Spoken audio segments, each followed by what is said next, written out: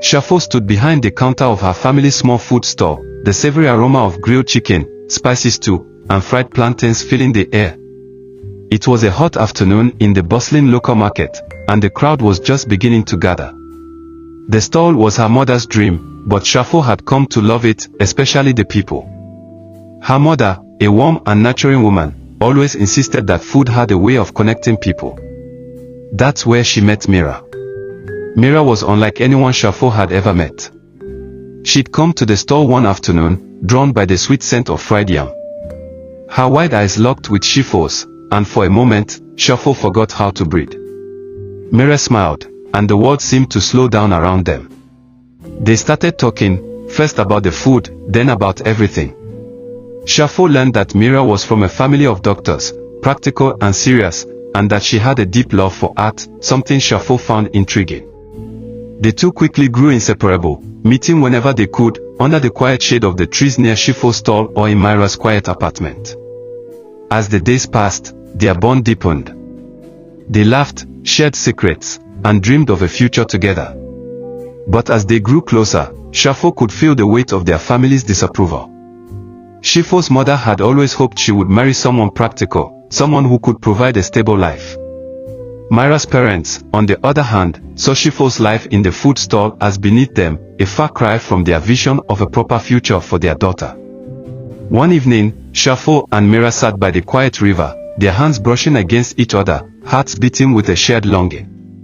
"I don't care what our families say, Mira," Shipho whispered. "I want to be with you. Always." Mira squeezed her hand. "Me too, Shipho. I've never felt this way before. It's like the world disappears when I'm with you." They made a decision that night. No matter what their parents thought, they would be together. They would defy the expectations, the traditions, and the years of family history. But fate had a cruel way of testing their love. A few weeks later, Shipho and Mira decided to go for a genetic screening, a routine test Mira's parents insisted on for all potential partners. It was meant to ensure that they were compatible, both genetically and in terms of health. Shipho was hesitant, but Mira insisted. "Let's just make sure we're both healthy. It's the right thing to do." When the results came in, Shipho felt as though the ground had been ripped from under her. They didn't match. Their genotypes were incompatible. The doctor explained that they would face serious risks if they had children together. Tears welled up in Shipho's eyes as she clutched Mira's hand. "This isn't fair, Mira. After everything we've been through." Mira's face was pale, her eyes filled with disbelief. "I don't want to lose you, Shipho. I love you. But I don't know what to do. I can't risk hurting you, or our future children. What if we can't have them?" For a long moment, they sat in silence, the weight of their love pressing down on them. They were torn between their hearts and the harsh reality of genetics. "Maybe love isn't enough," Mira whispered, her voice barely audible. "Maybe it's not enough to fight everything, not when our bodies betray us." Shipho took a deep breath, trying to hold back the tears. "But what if we don't need children to be happy? What if we can still find a way? We don't have to let fate decide everything. We still have each other." Mira hesitated, but then nodded, tears streaming down her face. "But we can't ignore this. It's not just about us anymore.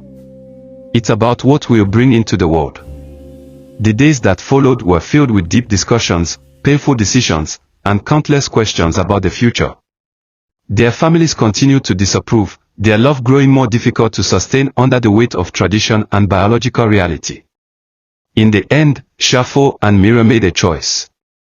They would stay together, but they would also accept the reality of their situation. They would focus on what they could build together: love, companionship, a life outside of society's rules. And though the world may have seemed to turn its back on them, they knew, in their hearts, that they had stood the test of fate. It wasn't perfect, but it was theirs.